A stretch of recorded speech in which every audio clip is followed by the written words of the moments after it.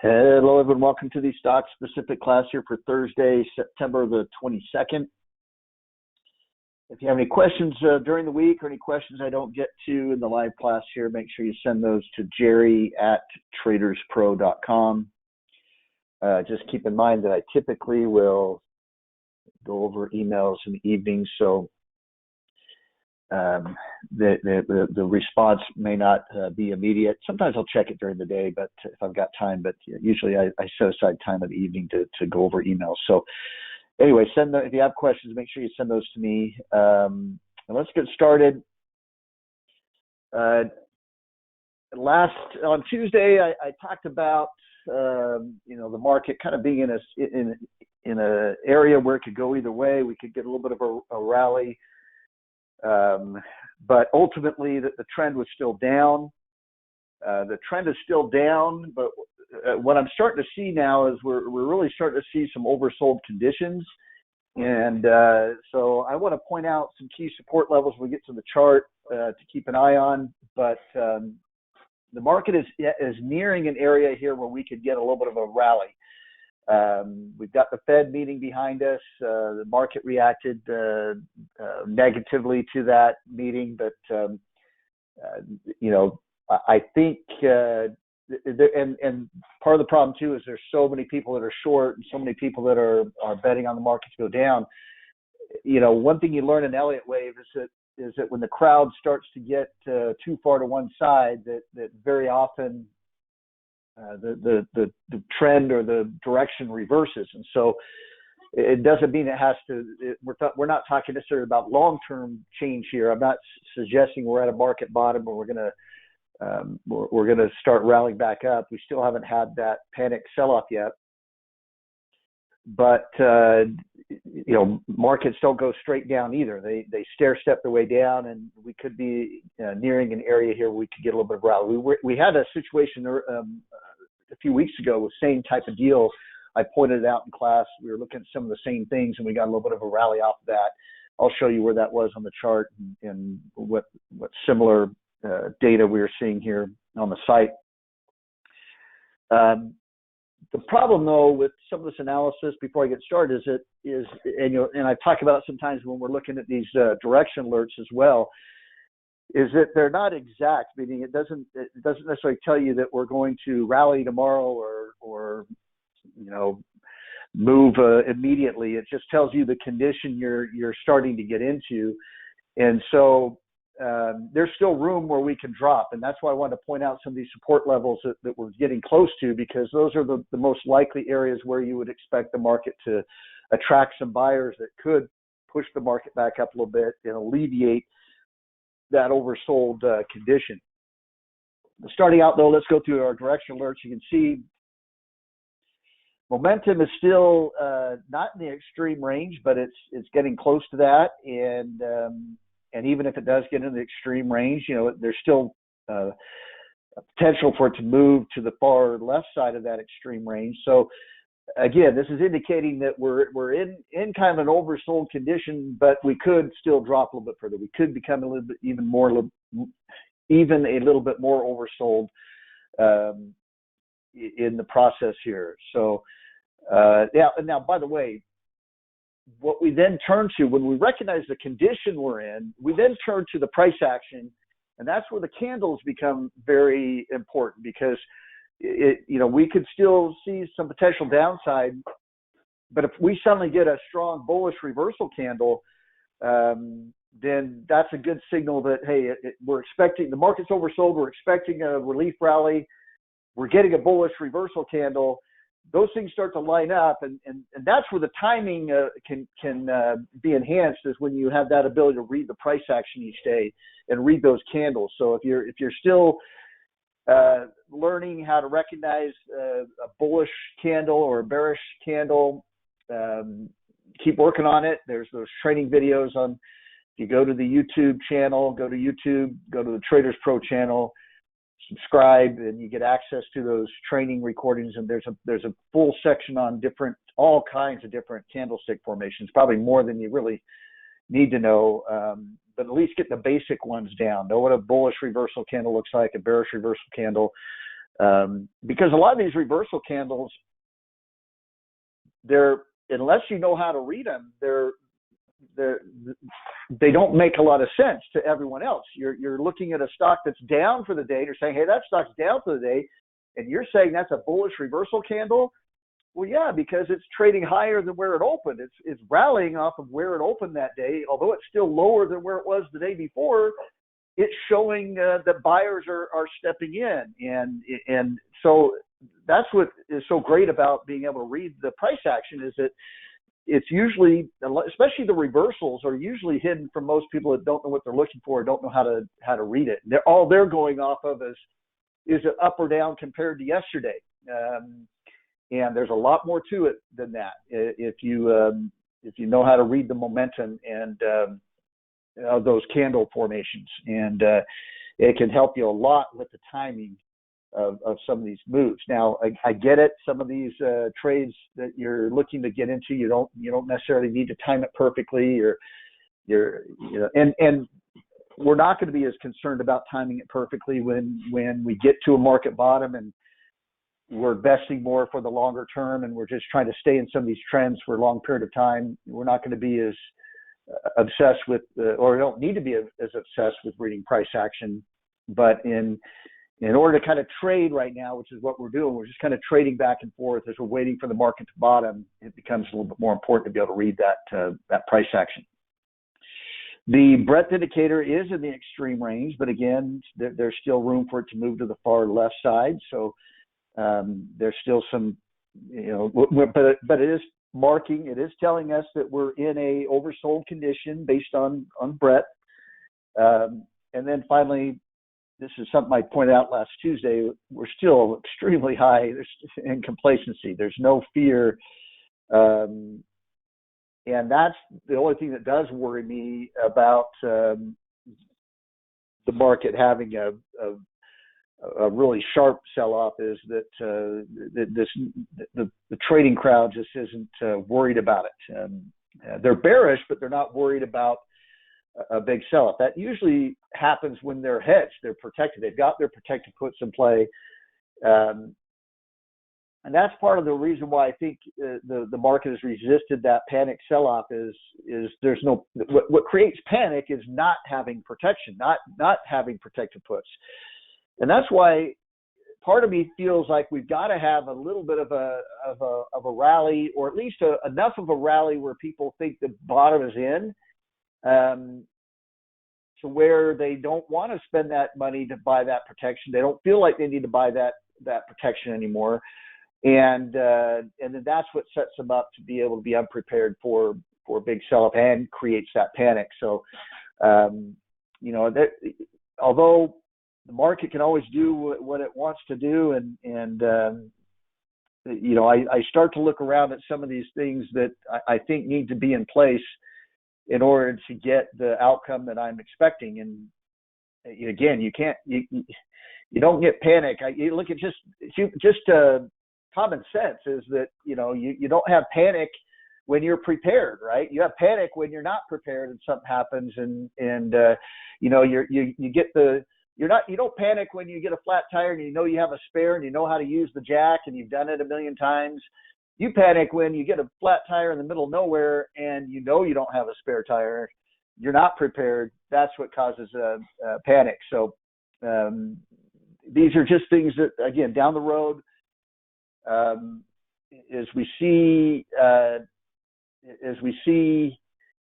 the market feel a little bit more confident that maybe we bottom, or you hear more and more people talking about the bottom already taking place, I think that'll be a condition that will set us up better for that panic sell-off that a lot of people are waiting for. Plus, you're going to get to a point where people start saying, well, although a panic sell-off has taken place with almost every major bottom that I've been a part of, in my lifetime for that matter, has had this. You might get to a point, because so many people are looking for it or expecting it, you might get to a point where the trading crowd starts saying, well, maybe this time it's different. Maybe that's how everyone's going to get fooled, is that this time it may not happen. And And I think when you start to see that kind of build a little bit is when it becomes more likely it's going to happen at that point. But that sentiment indicator bothers me a little bit. I showed you this chart here where you can really see the difference. You see that that breadth and momentum are all the way down here, and yet sentiment, that blue line, has managed to remain elevated. It just hasn't dropped. And we're seeing it in the VIX indicator as well. We've had these drops lately, and the VIX is still not even above 30, which is just the fear level that where fear is in the marketplace. It's not even the panic area yet, and yet there just isn't any significant fear in the selling that's going on right now. And buy-sell ratios are, we showed this on Tuesday as well. They're wide, but we've seen them wider before back in here. So there's definitely some room where we can drop a little bit further and widen that gap even more. But we are wide enough to where we are extended a little bit, and we need to recognize that we are a little bit in that a little bit oversold condition. Sentiment, same thing. We're about where we were on Tuesday. There's still some room to get down into this green line area, which would be oversold. But really, the most telling indicator to me that the market is really getting oversold is if you go to the index tab right here. This is something I don't look at all the time, but especially when I think we're getting to some extremes, when it feels like the market's getting to some extremes, I'll take a look at this. But this is showing you the buy-sell ratios of the different indexes. And you know, a real glaring one here is just taking the Russell 3000. This is basically every stock that's big enough to really trade. I mean, that's, you know, you can get to some penny stocks that you got 10 people that own them, and you're trying to buy and sell with 10 people in the group. Not very liquid there. This is really the encompassing the tradable stocks out there. Most people are going to be trading these types of stocks out there. And you can look at this extreme level right here. There's 1353 that are sells and only 95 that are buys. The ratio is 0.07. That's very, very low. That it doesn't get too much. It can get lower than that. I've seen it during the COVID low, really extreme levels there, but that was kind of a once in a lifetime event. We don't expect to see those levels again for quite a while. But this is a pretty oversold indication here that a majority of stocks out there are in sells right now. Very few are in buys that have buy signals. Usually you'll see that near a bottom of some sort. Now, again, we saw this happen a few weeks ago. Like I said, it got down to these levels, and then what happened? We got a market ripped off a rally, ripped up on a rally, and these settled out a little bit. We saw some of these holds move to buys, some of these sells move to holds, and that ratio bumped up a little bit. So, and it can change. It can change pretty quickly, but right where it is right now, it's saying we're in a condition right now where we could bounce and start to rally a little bit. And then you also think about the sentiment, because the market is so bearish.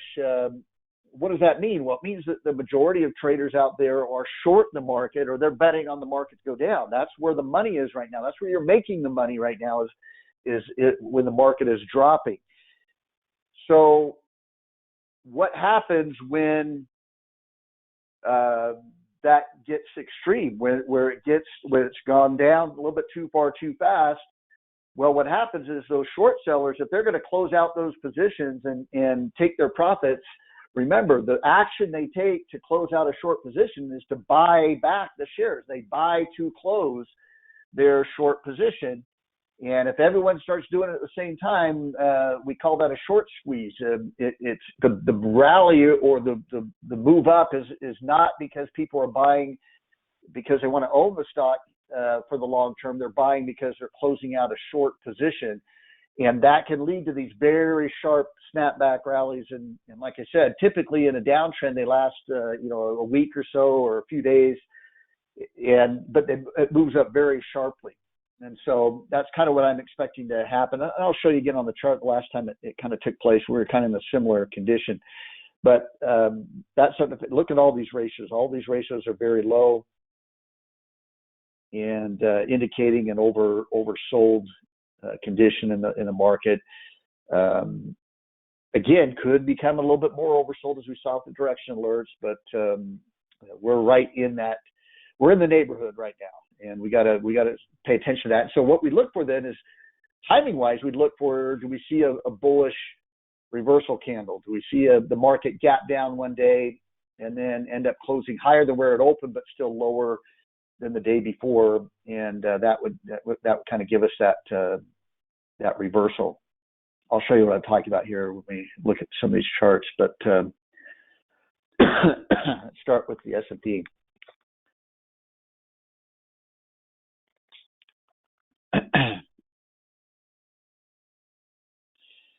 All right, so by the way, last time we saw this really kind of oversold condition, one of the last times we saw it was right in here. And we got this little 4-day rally that rallied up pretty strong right in through here. And that's what I'm saying, the same thing might take place in this area, where it alleviates it a little bit, but then that downtrend continues. Now, where are the target areas of where we might bounce or rally from? So here's one right here at about 370-ish. It's like between 370 and 373 is kind of the range there, but you've got the market rallying off of this level back here, and then this bigger rally off of that level right there. There's buyers that's showing you that there are buyers that were jumping in at this area. You wonder, are those buyers going to be here this time around? We'll see. And if it drops below that point, do those buyers now become sellers and push this thing lower? And then the next obvious one is the June lows right here. Now, because the market is oversold right now, I've already oversold. I find it difficult to believe that there's going to be enough momentum there to push significantly below those June lows. Maybe it does drop below there, but then it comes right back up again. I just don't see, there's a lot of exhaustive behavior right now in the selling that I'm seeing. Part of that is that we're dropping. The VIX isn't moving higher. The selling has been pretty orderly. And so what I'm wondering is that maybe we get either to this level right here or down to this level down here, the June lows, and then the market has that sharp rally off of that. And then so I'm just theorizing right here, but I'm just trying to think of, okay, what would cause people to believe that maybe the bottom is in? Well, if we retested those June lows and now we're rallying and we have a pretty significant or sharp rally, I can see a lot of people saying, well, that was it. We retested the lows. We didn't go lower. That's a bullish sign. We didn't go lower. The market is ripping higher right here. A lot of these stocks have come way, way down. Google, Amazon, Apple, they've come down to where there are more attractive prices right here. I can see where people would start to believe that maybe it's over and that it retested those lows and it's done. It formed a double bottom. Or even if it reversed right here, it would have a little slightly higher low. And by rallying off of these levels right here, it could have a significant rally without changing the trend yet. Because I still think if we moved above this high right here, we'd have to shift our outlook to be more bullish on the overall market. Because that was a significant rally right there that reversed. If we started to get back above there, now you're reaching higher highs. You had these lower highs through here, especially if it rallies off of this drop right here, because that's a lower low that we've already put in. It would be the first time in a long time we put in a higher high, and you'd have to at least respect the fact that maybe the market is more bullish at that point. But rallying off of these lower levels, a rally up into these levels right here would be very significant and would definitely cause the market to start to feel a little bit more bullish it was starting to feel a little bit bullish on the later stages of this little snapback rally. There were people that were starting to say that the move was done, that we're heading higher from here. If we had a bigger move that didn't get us above this high right here, I think that would alleviate the oversold condition, and it would probably attract enough people to think that maybe it was over, and maybe that would set up for that panic sell-off that we're still waiting for. We want to get it over with. Let's get this darn thing over with so we can start feeling a little more confident that we can start establishing some positions on, especially some of these beaten down stocks. Last week, I went over a list of companies that have really come down, and they're companies that are not likely to go away. They're products we still use and services that we still use on a regular basis. Well-run companies with good leadership. They've just been beaten up because of the economic conditions and inflation, things like that. We'd love to start adding some of these positions and riding their trends back up, but we have to have at least some minimum confidence that we're closer to a bottom, and we're not going to be closer to a bottom or know that we're close to a bottom until we see that panic selling take place. So anyway, that's kind of what I'm looking at now. Today, if you're looking at should we start looking for a bullish reversal candle? Well, today we've got an indecision candle. We call this a spinning top. Now, spinning tops, indecision candles can sometimes, they do often precede reversals, but they always need confirmation, because sometimes a pause is just a pause and we go lower, or we keep going in the same direction. You never trade a indecision candle, because then you're guessing that a reversal is going to take place, and reversals just don't take place on enough times off of a indecision candle to have confidence that there's going to be a reversal. And so now we did gap down a little bit at the open, so we did open a little bit lower right here. What happens if the market comes all the way back at the end of the day and we're going to close higher? We're going to push higher right here, and this would end up being a big long tail right down here. That would be a bullish reversal candle. It'd be what we call a hammer candlestick formation. And that could be possible. I don't anticipate that that's going to happen today. There's enough weakness, especially in the small caps. We'll take a look at the small cap move today. Very high percentage drop in the small caps. And I don't think they're going to reverse significantly before the market closes. So I would anticipate that we maybe gap down tomorrow or have a move down. And then what I'd be looking for is like a gap down, and then it rallies up and closes higher than where it opened, but still lower than the day before. So everyone, and especially if it did it right at a support level, that would be a significant, and with good volume too. You'd like to see good volume on a reversal day. Higher than average volume. That would be something I would be looking for. So I don't see it here. The market still looks like it could decline further, but these are the key areas that we want to pay attention to see if it holds the market up right there. And then do we get a sharp snapback rally? Why would I expect a snapback rally? Like I said, this goes back to looking at those indexes and seeing how oversold we are. What this is telling me is that the majority of traders are betting on the market to drop. Okay. Well, that's what we call a crowded trade. That means that everyone is everyone's on the same side of the trade, and that's dangerous to be in that extreme area. Okay. So let's say that there were 300 stocks that were still buys. I'm just throwing in numbers, and let's say this was under 1,000, like 900. That would still be a pretty extreme ratio, but it's not overly extreme. There's still enough of a balance there to where there are still people that are on the opposite side of the trade. There are probably buyers showing you there's still buyers out there that think the market is going up, and sellers that think the market is going to go down. When you get to this extreme, it's too far to one side. You've got too many people on the short side, and that means that most of the time, the market's going to correct that. There's a phrase, and it sounds sadistic, but it really is true. If you pay attention to it and try to seek it out in the market, you're going to be on the right side of things more often than not. And the phrase goes something like, the market will tend to hurt the most people as possible. The market tends to hurt the most people as it can possibly hurt.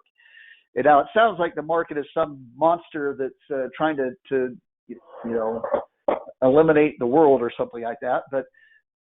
But that is really true. When so many people are short, the market isn't going to allow that large of a group to profit. It's going to punish that group. Now, how is it going to punish that group? Well, you get a rip-roaring rally that starts to take place, and all these people that are short are all scrambling to buy to close out their short positions at the same time.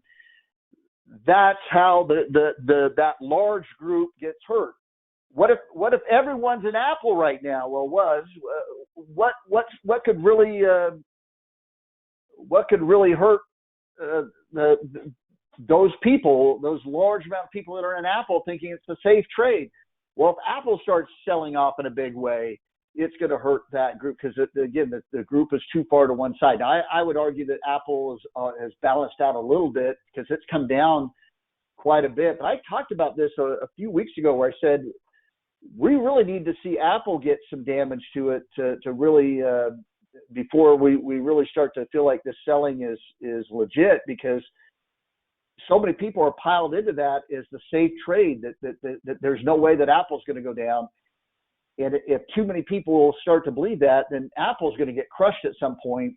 And those people, the uncommitted traders are going to get shaken out. And I think it's happened a little bit to Apple. We've seen that happen a little bit to Apple. Not as much as I would have expected. And maybe that's still to come. Like I said, maybe we rally up, people pile back into Apple again as the safety trade. And then when the market rolls over again, it gets crushed. But it's important. Again, that's not a phrase that you're going to make a trade on.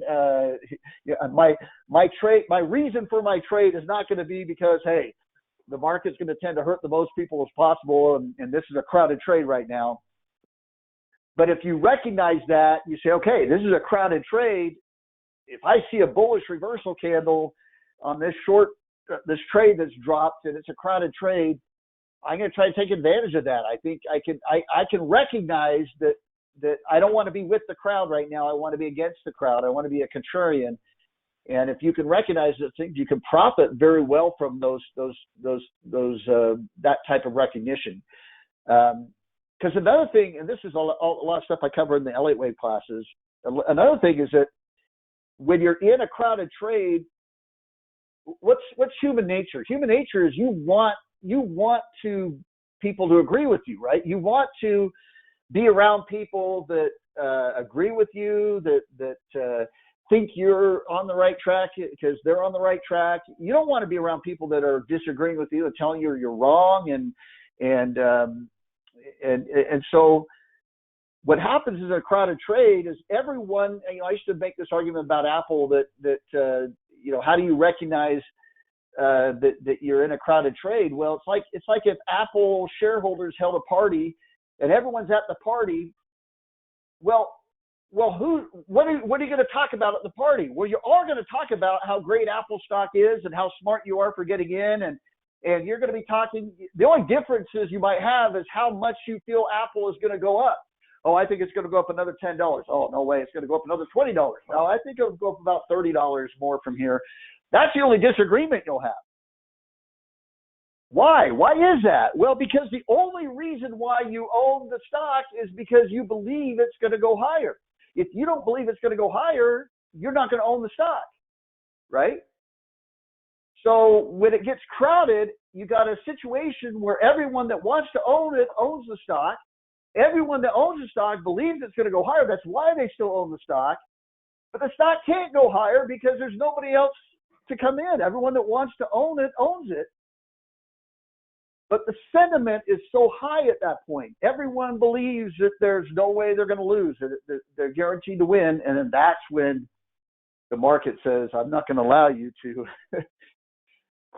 profit from this. I'm going to bring it down. I'm going to hurt as many of you as I can. So that's kind of what we're trying to do here, is we're trying to see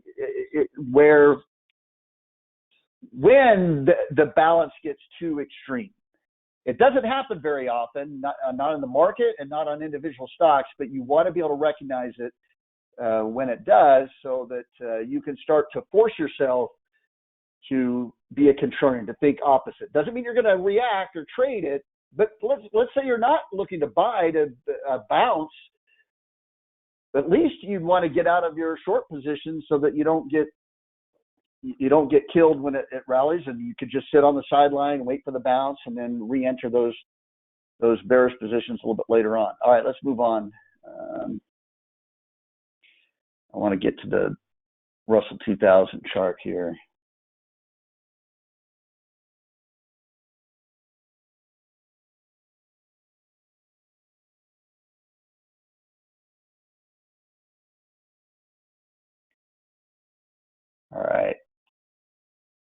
All right, so the Dow chart, looks about the same. NASDAQ 100 is down quite a bit today, percentage-wise, a little bit higher percent. But the Russell, over 2% drop right here. So I doubt that this candle is gonna come all the way back up and close positive from this move. Now, if it does, that'd be a very strong reversal signal. We definitely want to pay attention to that. But it could come off the lows a little bit, but that would still just show up as an indecision candle. And so I still think there's a little bit further to drop off of this move. But we now want to start to look for some sort of a bullish reversal candle to signal when a rally might start to take place. Bond market is still in a downtrend. It had a very sharp attempted rally yesterday right here, but the trend is still down. It's still reaching lower highs, lower lows. This is one, though, that's starting to get in a little bit of an extreme range. You look at a 2-year chart of this, and it's not quite extreme yet, but it's getting to be a little bit of a crowded trade here. We've been trending down for quite a while, and pretty sharply at times.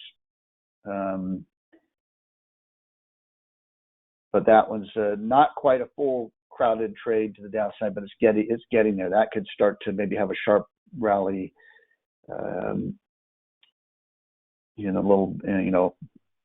next few months or so. You could maybe look for that.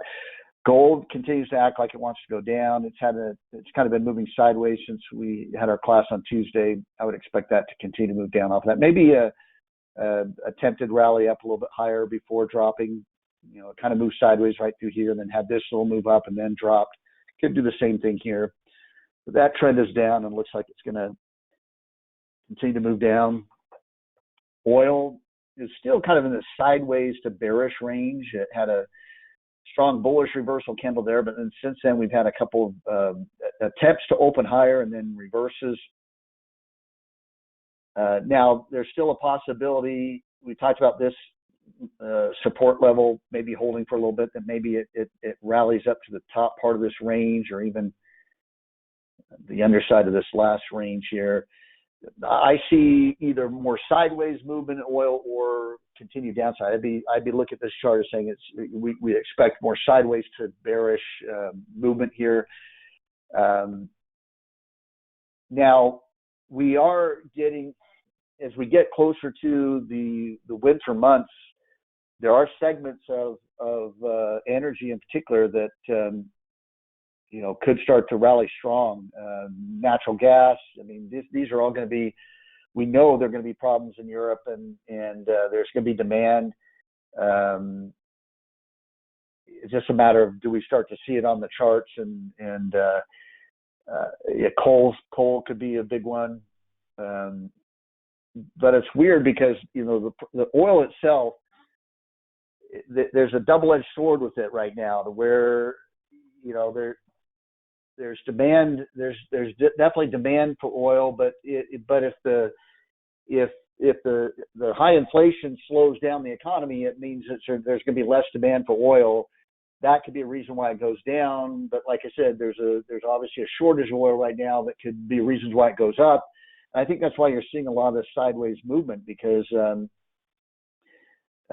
know, yeah, there's a demand for it right now. But again, if these rate hikes slow down the economy, it slows down demand for oil. It could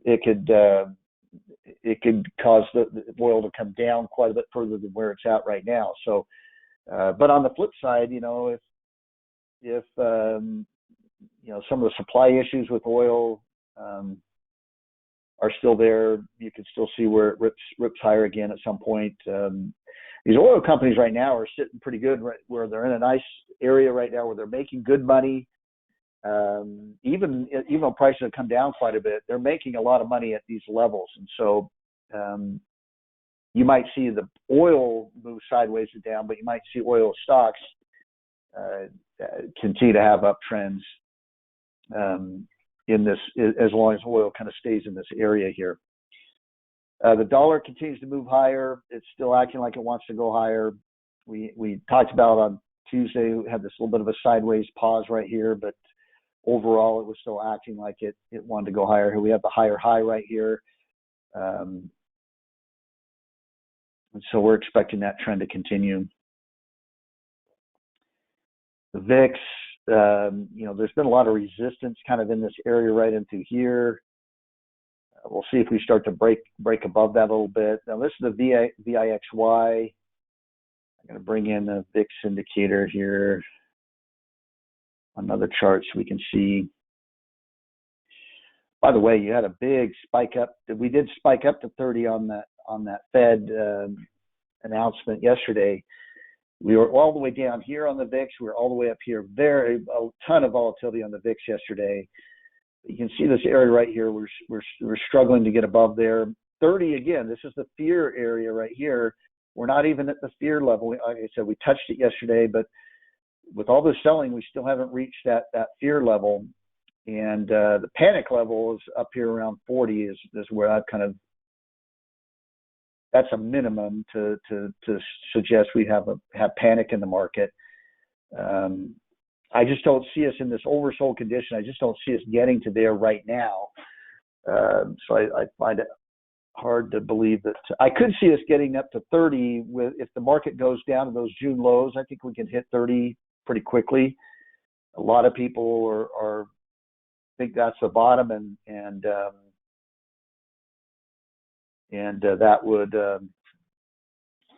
that would definitely cause that concern to spike up a little bit. But I don't think it'd get to the panic level. Chip stocks continuing to move lower.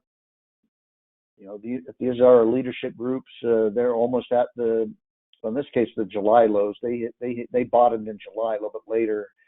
Here are the June lows where the market bottomed. But again, chip stocks are continuing to show that weakness. Now, if they suddenly have a couple really strong days, if the market rallies and you see chip stocks really rally sharply, that'd be a pretty good sign that we might see a 4 or 5, 6 day rally or something like that. Transports are now moving below those, so they're leading down. Now this makes a lot of sense when we saw that FedEx news come out last week that to take the market. Again, that's why was everyone so concerned about the FedEx report? Well, remember, that's what the Dow theory is based on, is that the transportation stocks will tell you the health of the economy and are things in good shape or bad shape, and that FedEx report was showing that bad shape. Okay, things are really slowing down, and it's becoming significant, and so you're seeing that this is what you expect to see. The transportation stocks have already broken below those June lows. Now you're going to compare the transportation stocks, the Dow transportation stocks, with the Dow industrials.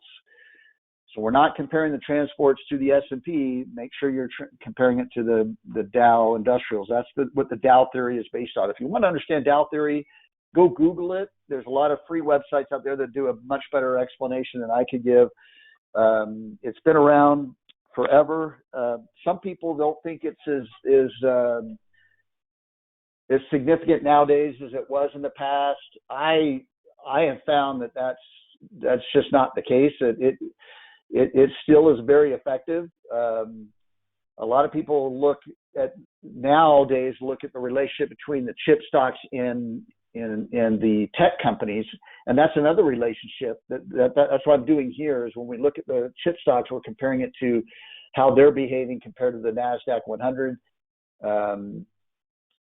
But I say, why not use both? And so that's what we use both. And when we see something significant in one or the other, we want to pay attention. And you can see right here that Dow is not yet broken below those June lows, but the transports have, and the transports tend to be a leading indicator, and so that would usually indicate bad news for the industrials, that they're probably heading in that same direction. Now, a couple things to point out: it doesn't always mean that it's immediate. You're not going to want to trade off of that alone. I'm not going to just go short Dow stocks because the transports are breaking to a lower low. And sometimes it can happen.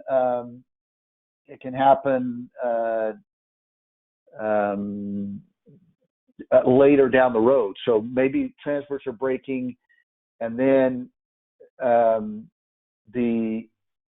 we see a rally, and then the Dow Industrials break below that June low later on. So it could just be an early signal of that weakness. We see it play out a little bit later on. That's why we're not trading this alone, but it's something to keep an eye on, and it's kind of one of those clues to pay attention to. Bitcoin hovering around the support level, but I think it's going to break it and go lower. One thing to understand about Bitcoin and all cryptocurrencies right now that you really need to understand is that the banks and particularly the Fed hates them. Okay, they don't want them around, and there is a little bit of a underlying belief that the Fed is trying to break them, and so now I'm not saying they will. I don't think they will. I think there's enough interest in it and to keep them around, and obviously Bitcoin is still way up from where it started out. There's still a lot of room for where it could drop and still be okay, and still be solvent, but you got to be careful. You got to be careful owning too much of that in that type of environment where you've got some pretty powerful forces trying to get rid of it. Now, it doesn't mean you can't invest in it. It doesn't mean that it can't go up, but I'd want to make sure that I'm basing that on the chart. What is the chart showing me? And right now it's acting like it wants to make another low. And so I wouldn't want to be owning it right now until it can start to act like an uptrend. Now, part of what has driven, and I'm not a Bitcoin expert, I'm not a cryptocurrency expert, so take this with a grain of salt, but what's really driven the crypto market was the easy money. A lot of people that got those checks from the government during COVID, they want to become instant millionaires, go buy cryptocurrencies, all the stories of people becoming crypto millionaires, So when you're in more of that risk environment, that loose money environment, that risk on type environment, I think cryptocurrencies will thrive in that type of environment. We're in the complete opposite of that right now. We're in a tightening, we're in a safety mode. And when you're in that type of environment, I don't think you want to be owning those risk assets. You want to wait until we get back into a loosening policy. So when you start to see interest rates start to decline again, I think that's when you're going to start to see these cryptocurrencies start to make another run. And I think there'll be a lot of money to be made in them then. I just don't, I don't see that for a few more months here. I still see a downtrend in the chart. And so I wouldn't be buying it just to say, boy, it's come way down right here. It's such a low level. I'm buying it because it's just down. That's a terrible investing strategy. It has caused more people to go broke over the years than just about any other investing strategy. Just buying something because it's gone down, it's cheaper now than it was a year ago. It can become even more cheap, and it usually does. And that usually is what crushes people. All right. last thing, high yield corporate bonds. The market has really been moving off of this, and it's gone lower, and it's even gone below the June, July lows right here on an intraday basis today. Do we see a strong bullish candle here? That's what I'd be looking for. Now, again, this is not something we're going to look at each week. It's just something the market is really focused on right now, and it has traded almost the same direction as this chart almost every day. And so it's something that we're going to pay attention to until the market stops paying attention to it. But now it's already at those lows. Do we see it bounce? Do we see it have a bullish reversal candle? That's something I'll be looking for this next week. And do we see follow through to that? We had a little bit of a bullish reversal candle right here. Looked like we had a little bit of follow through it right here. That didn't last. It went right back down again. But this is something to kind of just pay attention to right now. If you continue to see, especially if there's a divergence, if you see the market being down a little bit and the HYG is up, that could be a signal that maybe there might not be as much more downside to the market move. But anyway, we'll pay attention to this for a little while longer, as long as the market's looking at it. All right. Quickly on the portfolio, we bumped up a little bit again, mostly because of our short positions. I told you on Tuesday I was going to add one of these, the SOXS, but probably not both. I did add one of them, but I added another one. I added I think I added the SQQQ on Tuesday. I can't remember which one I added, but I added the other one yesterday.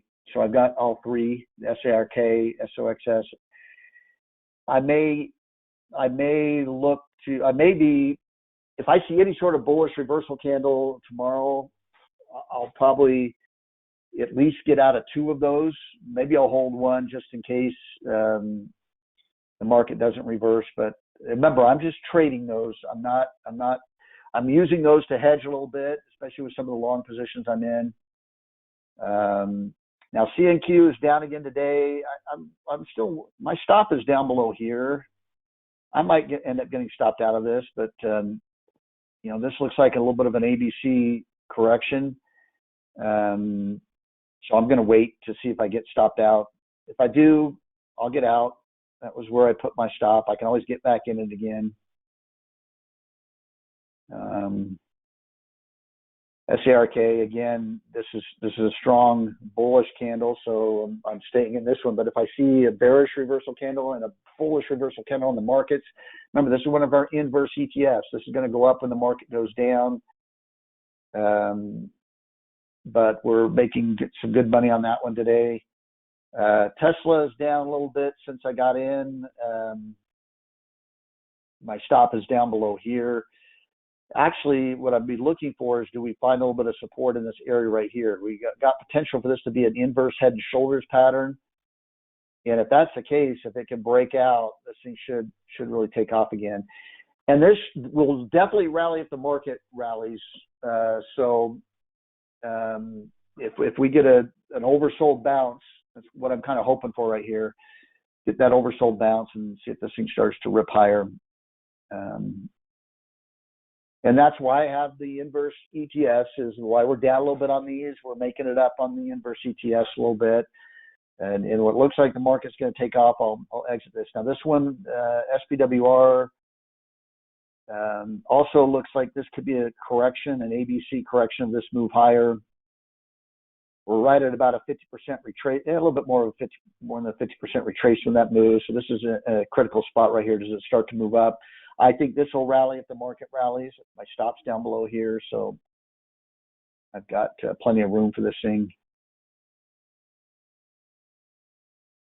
I got back in NOC on Tuesday, and we had a nice open up here.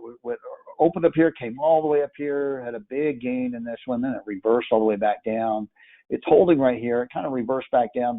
Looks to me like it's testing the breakout. It broke out. It's coming back to test it.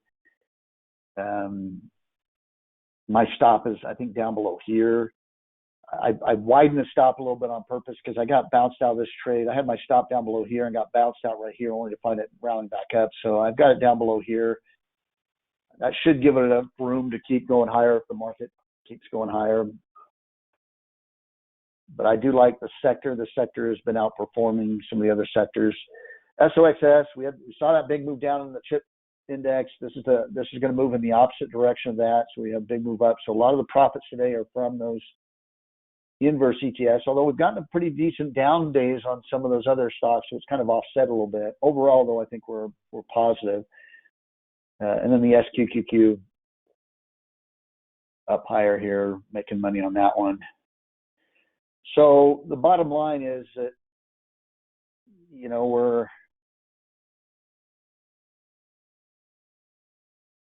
up. We're just kind of grinding it out. Can we make a little bit? We're at about 129, I think it was on Tuesday. So we're up a couple thousand. Can we just, you know, can we make a few $1,000s as we're waiting for this thing to bottom? Can we get up to 135 or something like that? That's all we're trying to do, is see if we can't, without taking on too much risk. That's why we're hedged, and we're seeing kind of a slosh back and forth. We're making money on SOXS, SQQQ, SARK, but we're losing some money on CNQ, Tesla, and SPWR. But we've managed to make more money than we're losing, and that's what we're just trying to do. Can we kind of grind out some gains while we're waiting for things to kind of bottom? All right, what are some new stocks to consider? Let's this is the stock specific class, so let's take a look at a few patterns here. Under business services, let's go into the hold section right here. I like this, and again, I would wait for the market to show some sort of bullish reversal, start moving up a little bit. You want to have that market momentum behind you on these. So a lot of these are just going to be in your watch list, waiting for a little bit of confirmation. But HSON, let's switch this over to signals. I like, you've got kind of this bowl-shaped move right here, and then you've kind of got this little correction where it's moving a little bit sideways right here. Confirmation on this, you could just wait for it to go back to a buy signal. I think this will probably go back to a buy signal up in this area right here, and that'll probably be, the market will probably have rallied a little bit to cause that to go back to a buy signal. If it keeps dropping, then who cares? You're not in it yet. You could even wait for it to break above here as a little bit more confirmation, break to a higher high. That would give you this impulsive corrective confirmation, then breaking out to a new high would confirm that you probably are going to move up towards this next high up here. That's a pattern I like. And we've pointed this one out a few times over the last several months. It's had a few different opportunities along the way. And then a big sector to really pay attention to right now is consumer staples. What the Fed made clear yesterday is that they are slowing the economy down. We're going to go into a recession. There is not going to be a smooth landing. I've been talking about this forever. I've told you that they've never done it before. So to believe that they were going to do it this time would have been the low probability outcome. It would be the Hail Mary pass from the 50-yard line. Does it work? Sometimes, yeah, but 99% of the time it doesn't. And so from a probability standpoint, you got to play it that way. And so what's going to do well, or what's going to continue to do well in a slowing economy? Well, it's going to be products that you're going to buy no matter what the economy is doing. That's what consumer staples are. Coca-Cola, you're going to get a Coca-Cola with your meal. It doesn't matter if the economy's good or the economy's bad. These are things that are going to continue to do well. And what's showing up in this a lot in this index here, there's a lot of farm type companies. we all know that Ukraine, I think, was like the fourth leading wheat producer in the world. Maybe I'm off by a little bit, but they're up there at the top as far as wheat production. That is totally been, not totally, but for the most part, been eliminated with the war that's going on. It's significantly been reduced. They still are getting some exports out, but it's been significantly reduced. So that's a staple. That's something that the world needs, and so there's other countries that have been stepping it up to try to fill that demand, and that's why you're seeing some of the fertilizer stocks, a lot of the commodity stocks do pretty well. ADM is one of those, Archer Daniel Midland, 95 strength rank, but I really like the chart here. It had a nice little rally off these lows. That's an impulsive move right there. This is corrective. This looks like an ABC correction. And it looks like it should, when this correction is done, it should continue to move higher. Now, sometimes you're moving sideways. You don't always move in exactly that ABC. Sometimes it chops around a little bit and then takes off. So could this come down here a little bit further before taking off? Yeah, then that's why you might wait for a little bit of confirmation. You want a little bit of market momentum behind it.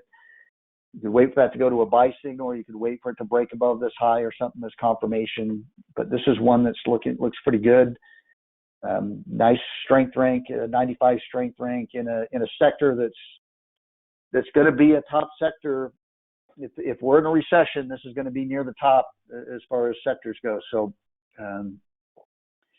you've got all that kind of lining up in your favor. You do want to have a market though that's moving up. So like I said, you'd want to, if we can get the market to at least have a bear market rally, that'll benefit some of these trades that you might be considering. So just keep that in mind. Another one I like in that consumer staples sector is Hershey. You got Halloween coming up. Or do you even need a holiday as an excuse to eat chocolate? But this one, again, I like particularly the longer term trend on this one. Had this little pullback right here, went to a sell signal, broke out recently right here. I think if this goes back to a buy signal, this has potential to keep moving up. You could draw a trend line along here, and that could be where you put your stop or what have you. Define your risk. It shouldn't break that trend. It's held that trend line for many, many months. But this is one that I like in that group. And again, wait for a little bit of confirmation. Just barely went back from sell to hold. See if you get some market momentum behind that. Another one in the group. These are all pretty much pretty well-known names here. Kellogg. And a little bit of a deeper pullback right here. But again, some of these longer-term charts, they just they look pretty good, and that's a pretty sharp rally when the market's been dropping the last few days. This has been moving higher. Now you could make an argument, and this is something to consider as well, that if the market has if the market looks like it's in a more significant rally, because a lot of these have been going up with the market going down, so that's a defensive sign that they're moving it into. They know these products these companies are going to do okay despite the recession.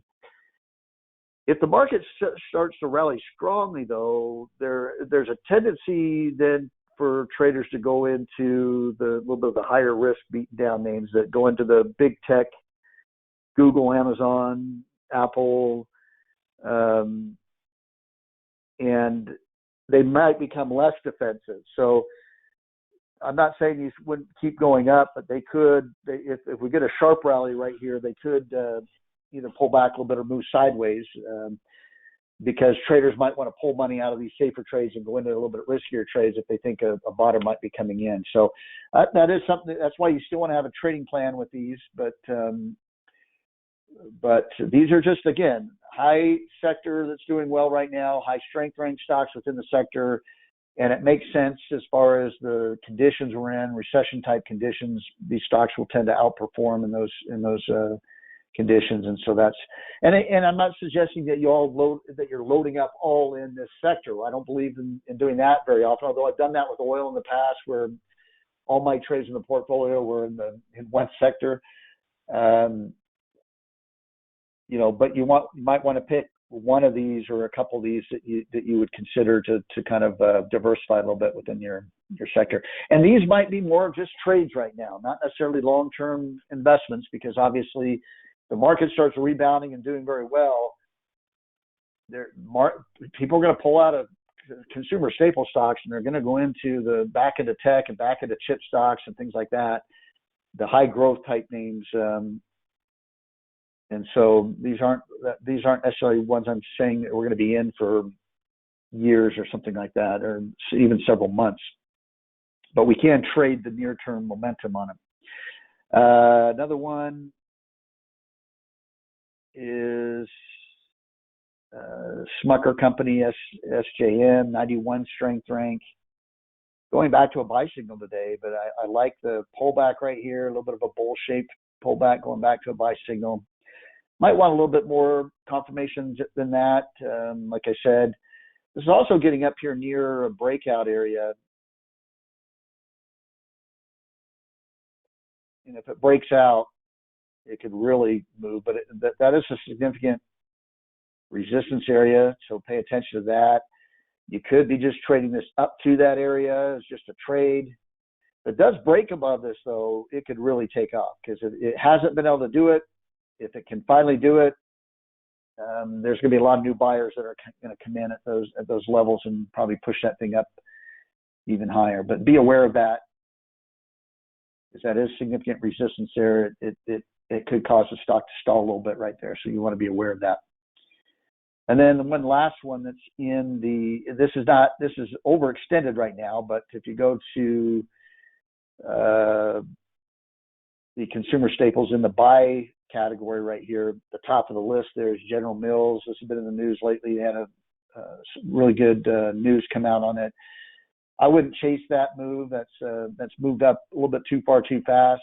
But what I would do is keep this in a watch list, because if it does kind of pull back and give you a little bit of a corrective move to correct this initial burst, it's at new highs. It could take off and continue to trend higher there. So you'd want to wait for these little pullbacks and then get in on these little pullbacks. So you'd want to keep that in a watch list, at least for the next few months, as long as the consumer staples are being heavily traded. You'd want to look at, this is one of the strongest charts within that group, and so you'd want to be looking for opportunities to get in and trade that. All right.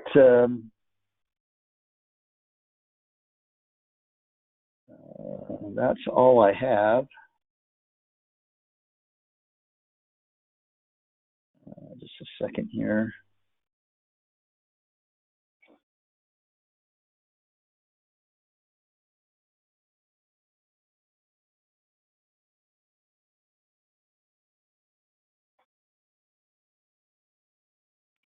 There's a question on options. You know what? You can go ahead and email me that question. This is not the options class. I don't talk about options really in this class.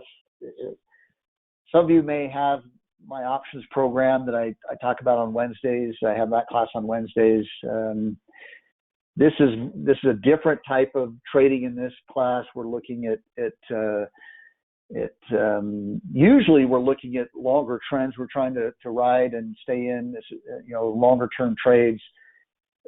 Just the market conditions right now, we're doing more of the shorter term trading and hedging a little bit. But if you have options questions, either email those to me or give them to me in the options class. So it stays relevant there.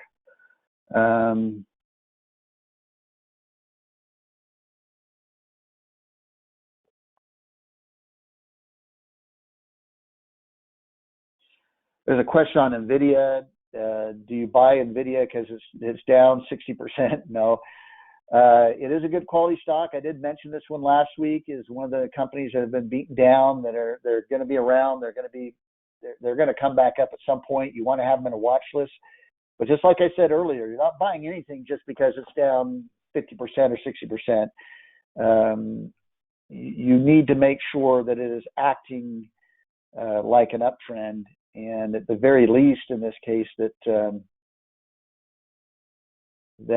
it stopped going down. So, if you look at NVIDIA here, there's no way I'm buying it just because it's down when it's acting like a downtrend. This thing could go even lower. Now, if it can start to have a big up day and, start putting in higher highs and higher lows, start acting like an uptrend, even then, I still think the market hasn't bottomed yet. So, you could consider it for a trade. Maybe you're trying to trade a 3 or 4 day rally in the market or something like that. But no, I'm not buying anything until I see at least some minimum signals that the market's bottomed, and I just haven't seen it yet. And there are a lot of stocks that are way down. But that's what's scary about this is we haven't had that panic selling that usually marks the bottom. Usually when you're at a market bottom, nobody is looking to buy. Nobody everyone's wondering how much further things are going to drop, and no one feels like buying. There's still too many people that are the bottom's already in. We're done going down, or have that mentality. We're down so much, we should start to get into some of these stocks, and it just has that feeling like there's still going to be that move where you're like, oh man, I can't believe I thought NVIDIA was already down enough. I can't believe it dropped that much. And it's shocking. And when that happens, that's when you know that you're at least getting the psychological signals that a bottom is in or very close. All right, I got to run. So if you have any additional questions, please send those to me, email those to me, and I'll be happy to answer those for you. Have a great week, everyone. We'll see you next Tuesday for the next market update. Bye now.